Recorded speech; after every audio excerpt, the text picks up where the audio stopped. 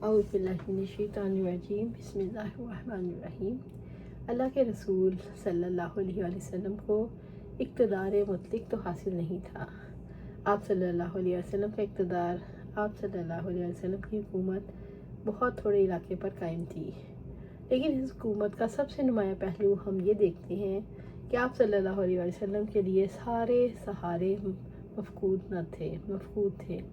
نہ آپ صلی اللہ علیہ وسلم کا مالیات کا محکمہ اسٹرانگ تھا، نہ آپ صلی اللہ علیہ وسلم کے پاس اسٹینڈنگ آرمی تھی، نہ ایسے قابل افراد مہیا تھے جن کو حکومت کے مختلف مناصب سونپے جا سکتے۔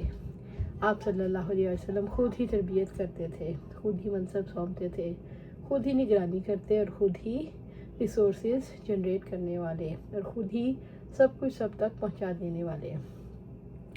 آپ صلی اللہ علیہ وسلم کی جو ذمہ داریاں تھیں ہم دیکھتے ہیں گزشتہ اور آنے والے تمام وقتوں میں بھی کسی سربراہ کو نہیں سونپی گئی، کسی نے بھی یہ کردار ادا نہیں کیا۔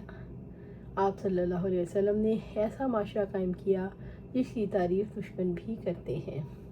آپ صلی اللہ علیہ وسلم نے کیسا نظام قائم کیا؟ آپ صلی اللہ علیہ وسلم کے انتظامات کس طرح کے تھے؟ اس حوالے سے ہم اپنی گفتگو کو بنیادی طور پر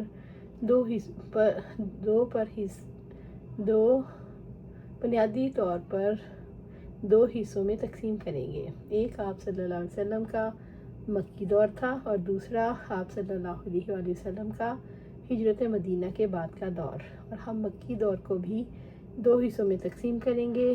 ہم یہ دیکھتے ہیں اللہ رب العزت نے بنیادی طور پر کون سی صلاحیتیں آپ صلی اللہ علیہ وسلم کے اندر رکھی تھیں۔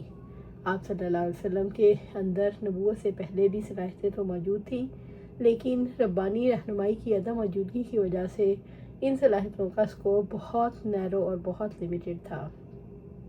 بہت ہی مختلف حصے میں ہمیں اس کے اثرات نظر آتے ہیں۔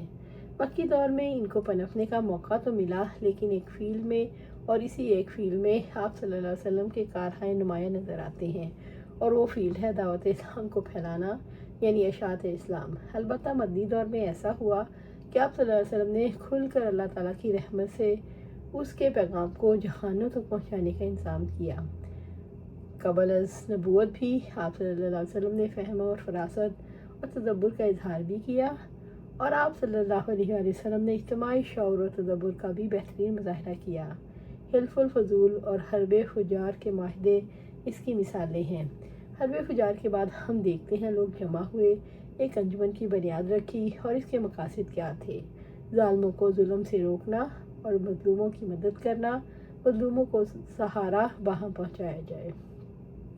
اللہ سبحانہ تعالیٰ سے دعا ہے ہمیں قرآن و سنت پر عمل کرنے کی توفیق دے، اس پر جما دے اور جنت الفردوس کے اعلیٰ مقام پر اپنے پاس گھر عطا فرمائے۔